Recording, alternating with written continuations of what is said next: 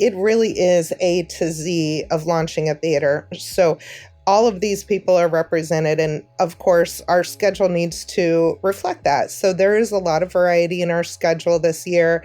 I also would mention that we are partnered with the Cinema Foundation, and they have been very active on our committees in putting programming together with us that extends to include more exhibitors and some topics that are very relevant, but maybe not AV or technology relevant, but very much so conserving the spirit of our organization.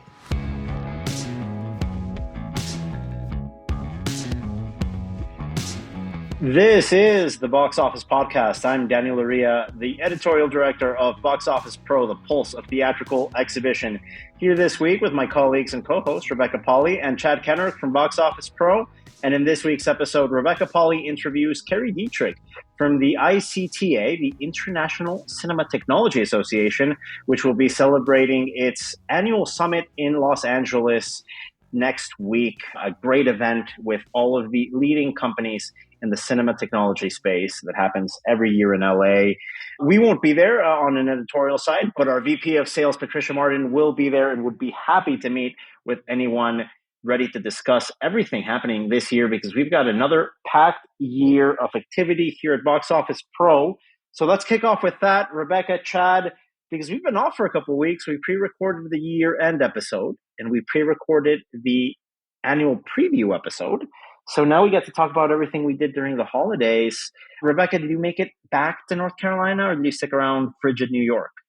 No, I made it back down to North Carolina, hit up the Regal in Asheville for Nosferatu, which was a big hit with the family. There was someone who waxed and twirled the end of his mustache to look like Willem Dafoe's in that movie. So that was it wasn't like the whole theater dressing up in pink and green for Wicked, but it was still a nice little touch. That's a very mustache-centric movie, Nosferatu. Yeah. I didn't expect that many mustaches in that film. There's been a lot of talk on how the whole costume of Bill Skarsgård's iteration of Count Orlok looks. I was on Scott Mendelson's podcast last week, and a shout out to him and everything he does on his Substack. And he had a great point that it reminded him a lot of Robotnik, like the Jim Carrey villain character from Sonic. And the accent is going so hard. It's definitely like heavy R's. It's one of those movies that's funnier than you think it's going to be, going in a darkly sort of way. For me, it reminded me a lot of the unified heavyweight boxing champion Alexander Usyk. If you Google Alexander Usyk, it looks a lot like Bill Skarsgård's Count Orlok in the Eggers Nosferatu. But I'm glad you guys enjoyed it. I know that was your big holiday movie. What else did you catch during the break? Well, actually, just over the past weekend, my boyfriend and some of his friends, we went to see the IMAX re-release of Seven. Those tickets went crazy. We couldn't even get tickets to the Lincoln Center AMC, so we went out to the Kips Bay one. But yeah, it was that Kips Bay theater. It's nothing against it, but it's a trek to get to, and even it was mostly full. So wow, it's great to hear. That movie almost cracked the top 10 this weekend. Wow. Yeah. Well, awesome. we played our part. Shout out to AMC for the Entourage feature in their subscription program, because it made it extremely easy to coordinate seats. Nice. And how about you, Chad Kennerk? You're out there in Denver, Colorado. Did you travel over the holidays, or did you stay put? We stayed put. Over New Year's, we caught a double feature of The Substance and Nora, which was really fun because we had no idea that they were New Year's Eve themed. Both of them, yeah. That's interesting. Next year, it's like you want to time it right so that you can, right when it turns midnight in The Substance is when it turns midnight. Yes, in reality, and that's going to be a rep screening for sure in the years to come. That's going to be a midnight rep screening. I don't know. What do you think the food should be though? Like a salsa or something kind of more ketchup? Some of the chicken, she guys, you have to have the shrimp cocktail. Yes. Oh God. Right. Just a mayonnaise heavy shrimp cocktail. And then you can have neon green drinks themed for it. And that's just 3 tips to our exhibitor friends. Come on. That's an event waiting to happen right there. Yeah, that one is definitely like a midnighter. It's a tough balance to strike between you want to be a midnight cult classic, but you can't try too hard. because the audience definitely sees through it. And yeah, it was great. I'm personally here in my hometown. Did you see any bus movies? I mean, that's always No, I've got the baby. So to our listeners, my hometown is like a 3.5 hour drive from Mexico City. So I usually fly into Mexico City and take a 3.5 hour bus ride that has like the best unheralded action movies of the last 40 years, Dolph basically Lundgren. play in a loop. Yeah, anything Dolph Lundgren usually plays in this bus from Mexico City Airport to Querétaro. But no, now that I have the baby, we fly, which is it turns into like with layovers, like a 13-hour journey. Very, very exciting times traveling with a lap infant that is 18 months old for 13 hours. You can still show her a Dolph Lundgren film. It's just a Yeah, question just of cue them It's up never on too the early. iPad. Yeah. Never too early. I unfortunately haven't seen anything new. I've been focusing mostly on Mexican soups, to be honest, this week. But back in New York next week, and I'm looking forward to catching up on a lot of things because it was a strong end to the year here at the domestic box office. What we initially thought would be a 10% deficit in 2024 compared to 23 ended up being a 3% dip. A great rally in the second half of the year, according to ComScore, the 2024 domestic box office finishing with 8.75 billion. That's down from 9 billion in 23. So yes, a down year, but a lot better than we initially expected. I mean, especially when you consider quarter one last year. I mean, the box office was all but dead until Inside Out to hit theaters. So the fact that we we had mostly March evened releases. out. Yeah, Yeah. March was pretty good. That helped boost Q1. It was Q2, Rebecca, was something like 27% down year over year. Q2 really killed us. And just looking at the entire release calendar, I think Moana helped. Moana 2, that wasn't originally on the release calendar when we made that initial forecast of a 10% dip. But when you look at everything, it still feels like a little missed opportunity. If only October was a little bit better, we might have finished flat.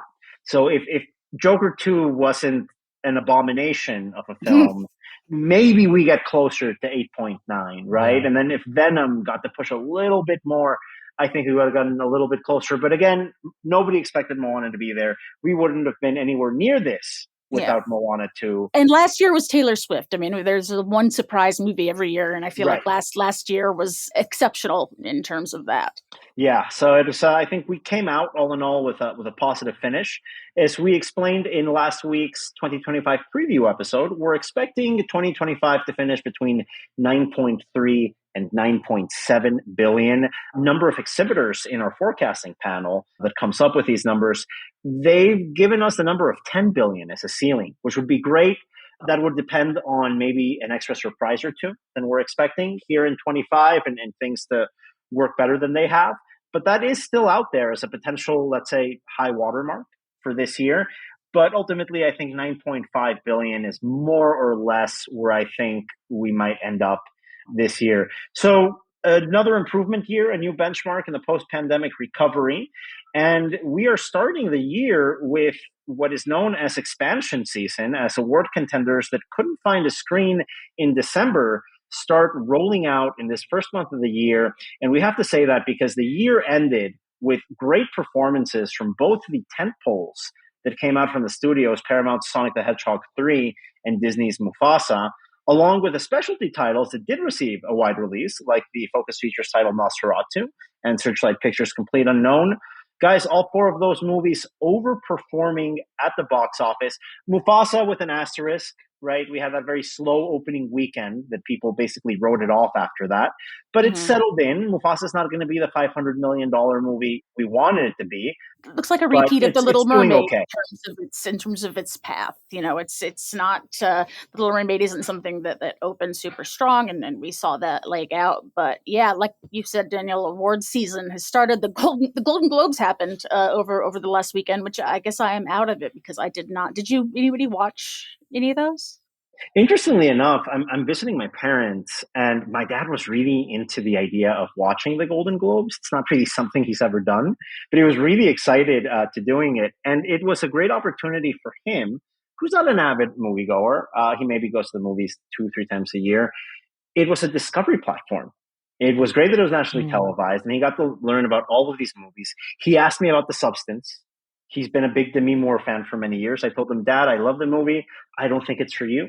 Respectfully, I think you might have a little bit of trouble with the third act, but that's okay. But that's a great example of why we need these award shows. I'm not sure they're super relevant anymore for people in the industry, but definitely, well, I think for talent agents, they're very relevant. But for the public at large, the fact that they're nationally broadcast, that stars come out, it helps people learn about movies like The Brutalist. Exactly, right? That really need that push. And those are the movies that are expanding in this month. In January, you've got A24, that it was going to be really hard to lock up screens for a 3.5 hour Jewish immigrant drama. When you have all these other movies in the marketplace, that's expanding out slowly. You've got Nickel Boys, a movie I love, coming out, expanding through the coming weeks. The Last Showgirl, Better Man from Paramount. You've got September 5. A lot of these award titles are going to be getting more and more screens in the coming weeks, because we just discussed about how you had Paramount with Sonic and Disney with Mufasa, Searchlight with Complete Unknown, and Focus Features with Nosferatu really overperforming during the holiday window. This gives these other batch of movies more time to find that audience and get that word of mouth. Yeah, not every screen can be Den of Thieves Pantera. No, which is coming up this weekend. You know what? Let's not sleep on it. I think it's going to be a neck and neck race between Den of Thieves and Mufasa for that top spot. Between 12 and 15 million is where we're looking at opening weekend for Den of Thieves 2, which would be great for Lionsgate. I think it's going to be a big recovery year this year for them. Yeah, and then they have Flight Risk coming out a couple weeks later, actually 2 weeks down the line from Den of Thieves Pantera. It's Mel Gibson's first movie as a director since, when was Hacksaw Ridge? 2016? It'll be interesting just to see what his draw is, remains in market. Granted, he's not in the film, so he's not as visible, but it'll be interesting to see. They're not marketing his name at all. They say from the director of Hacksaw Ridge, just leaving it open to interpretation. Yeah, I think it's interesting. I think obviously Mel Gibson's name continues to be a liability for a part of the movie going public, but he's coming in here as a director. We know he's an accomplished filmmaker. Hacksaw Ridge got a lot of attention in award season back in 2016, like you mentioned, Rebecca. Wow, almost 10 years ago. It'll be very interesting to see how that plays out in the coming weeks. Yeah, I'm excited to see what Paddington in Peru does in early February, or mid-February rather. It comes out on Valentine's Day. That one just broke so many records in the UK when it debuted last year. I mean, it's not Paul King directing, so it would have to be a pretty amazing feat for it to be as good as the first two. But I'm looking forward to that one. Specialty titles. I'm going to get down to Film Forum and see things, I swear. Yeah, always a good use of our time to go out and catch everything we missed in the month of January. And a big part of getting people back into the movie theaters in the month of January, we spoke about this in one of our episodes in the month of December, an initiative from the Cinema Foundation at the movies, 4 different theme days throughout 2025 to promote moviegoing and frequency at the movies. Chad, we've got the first date on the calendar coming up on January 19th.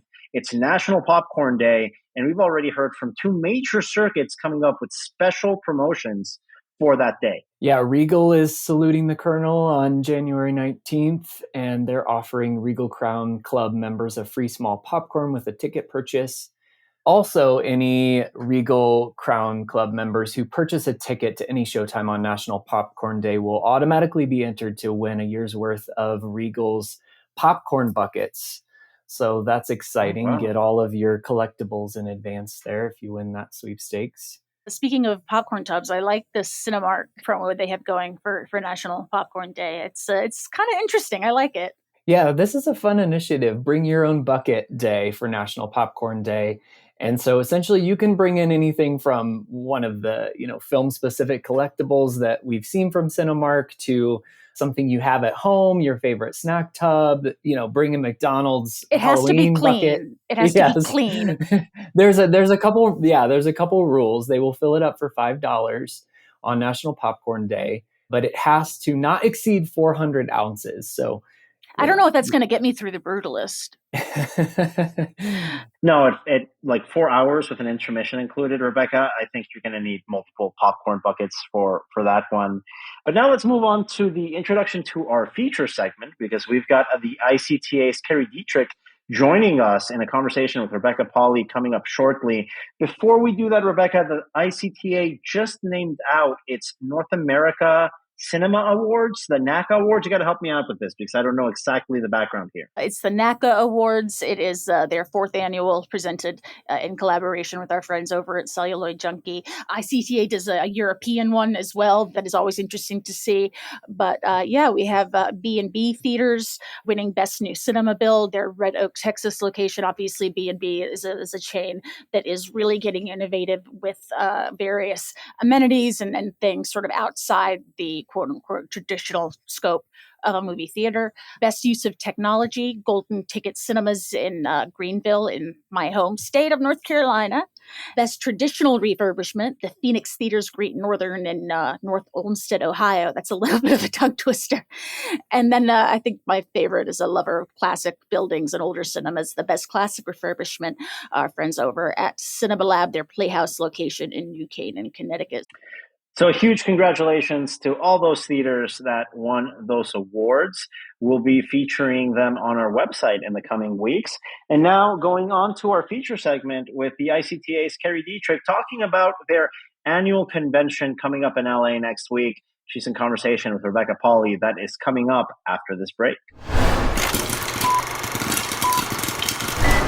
And I am joined here by Carrie Dietrich, Executive Director of the International Cinema Technology Association, in advance of the LA Seminar Series you guys are hosting in LA January 13th through 15th. So it's coming up. How are you doing? Yeah, thank you for having me. The show is next week, so a week from now we will be there. Very exciting. I have been to this show for many years as a vendor, well before I became executive director, which was just less than 6 months ago. So I will be attending in a new capacity, but the show is shaping up very nicely. It looks like we've got a great variety of programming and a lot of new participants this year and new attendees. So it should be a very exciting event. It's at the Universal Hilton is where we hold it every year. We do have a side trip where we go to AMC Burbank, and we will do a morning of presentations there at the AMC Theater, and including some sound demonstrations and things that are more appropriate to do on site within an auditorium. So you definitely get to see like what the next wave of cutting edge technology is going to be. What every normal like movie theater patron is going to see in a couple of years. You get to experience it now. There's definitely a huge group of audiovisual and sound techies in this group. A lot of very respected audio engineers and people who do this all day, every day, as far as setting up the new latest and greatest theaters. So that is really fun to see. We've got some icons of the industry that present year on year, and it's always really fun to see. I personally don't have an audio background, so it's very interesting to check in and see those big names and where they came from and the origination of the technology that we use every day in theaters. Well, there's literally the Icon Award that you guys give out every year. Jack Cashin is actually our Icon winner this year. So the Icon Award is someone who's really changed their trajectory or influenced this section of the industry in some particular way. And every year we choose, or the committee chooses one person to receive that. So we're really thrilled to offer that to him this year. Yeah, and then I know also we just released the winners of the ICTA, the NACA Awards. So that's Tuesday night is the awards. That's right. So they're called the NACA Awards, and we do that in conjunction with Celluloid Junkie. We've started 3 years ago. This will be the 4th annual, and it's a really exciting highlight of our program.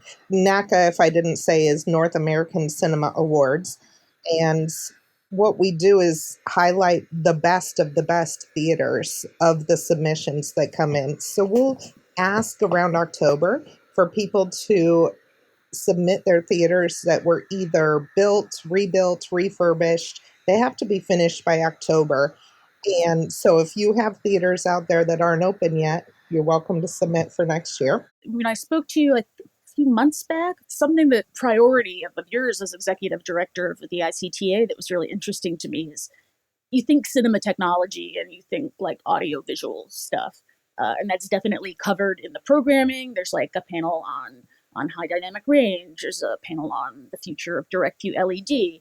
But there's so much more that goes into the technology of the cinema. Like ticket buying is so much more technologically advanced than it's been in the past. I mean, cinema technology that encompasses so many different vendors and so many neat innovations going on. That's right, Rebecca.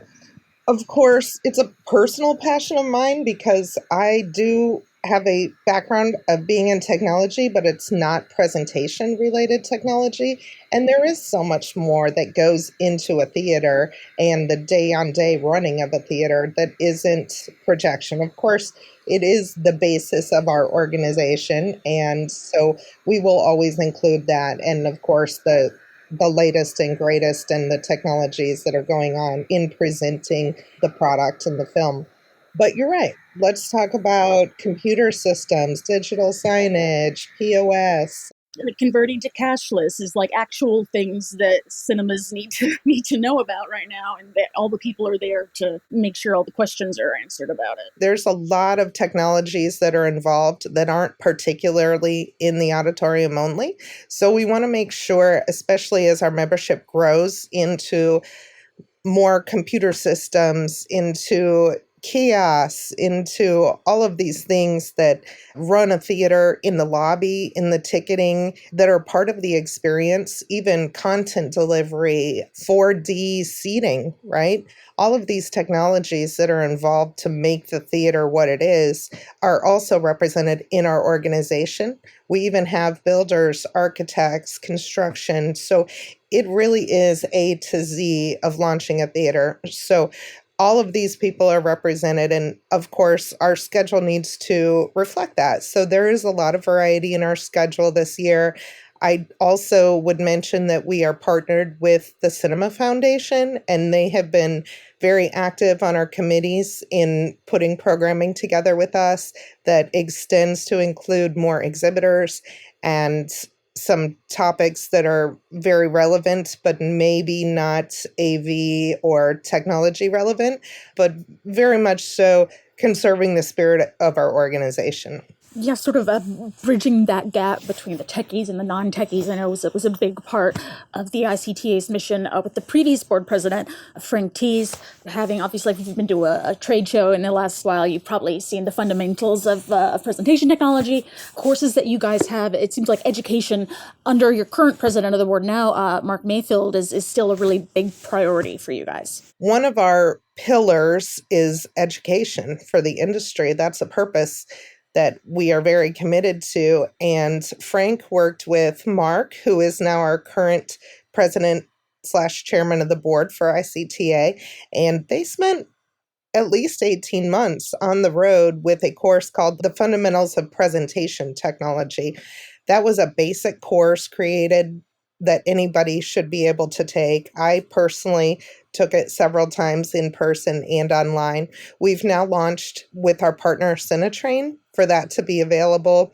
And you can find that a link on our website. It's a great course for any high-level theater owner, theater manager. It's great to know the basics of AV and sight and sound and how all the technology works, and hopefully enough for any general manager to know how to recognize a problem and what isn't right so that they can call their service provider and have things checked out. It's a great resource for us, and we'll work on more programs in the future, more online courses, and some may be a lot more technical. And you're right, they can be overwhelming to someone who doesn't work in tech, but the fundamentals of presentation technology is one that's basic enough for everyone to be able to take. Represented at the show, you have, I mean, who are the people who tend to attend the show from the cinema side? Because I know, like ICTA, you're a nonprofit. It's definitely a more affordable, accessible show to go to. Like, it's right in LA. Who do you typically see attend? Great question. We have a lot of manufacturers that attend the go-to show if you're some sort of manufacturer within auditorium. Historically, as we had talked about before, the organization was created for manufacturers to get together and bump heads. So it's morphed over the last couple decades so that exhibitors started attending, and of course they found it valuable. They would like to also receive the trainings. They would also like to see the new technology and not solely rely on their equipment dealer. And so it's become more and more of an exhibitor related show. We now have almost 40 different exhibitors represented, and typically it's just one or two representatives from each company. The great thing about that is that you get a lot of the decision makers and we get to have those higher level conversations. We also have some studio representation. We have two different studio members. We have IMAX has always been a great supporter of ours. In past years, we've gone to IMAX and seen their process and visited on site. We've got all kinds of great LA supporters. And of course, having the show in LA is phenomenal because people can create side visits or meetings. And we are a quick 48-hour show. So you have the time to do something else while you're out there in LA if you don't live there already. Now that the fundamentals of presentation technology is online, we're moving on to some higher level courses. This year at CinemaCon, we will be doing an all-day Monday training in partnership with the ISDCF. So I throw that out there because I know that affects travel plans. A lot of people don't plan to start their week until Monday at 3 p.m. when CinemaCon starts. This will be on the schedule, but you'll need to come in Sunday night. And if anyone's interested in that, just plan to be there to learn some additional material.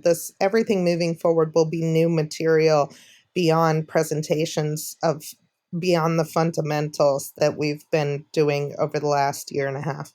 I love it. You've given me my first CinemaCon scheduling conflict, and it's only junior International Day. Sorry about that. It's expected.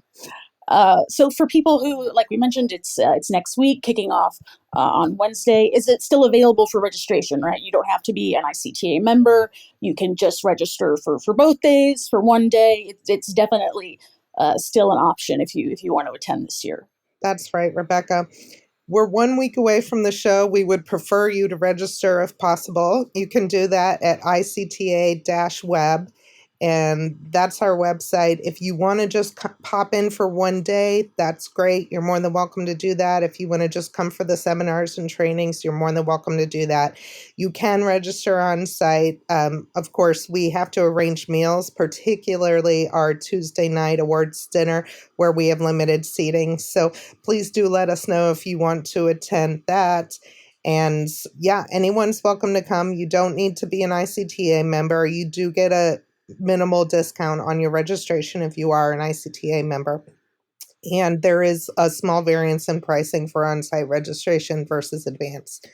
We've had a huge supportive sponsorship this year, which I'm thrilled to see. We are a nonprofit organization, so it's great that our members and others from the industry are coming through to support us. We have a record amount of attendance so far, and I think it's just going to be a really phenomenal show, especially with the partnership of the Cinema Foundation and their support. And that was the ICTA's Carrie Dietrich in conversation with Box Office Pro's Rebecca Pahle. Thank you again for joining us here at the Box Office Podcast. We'll be back again with a new episode next Thursday, so don't forget to review us and subscribe. It's the best way to ensure that we keep on doing this podcast every week. Thanks again, and we'll talk to you again next week.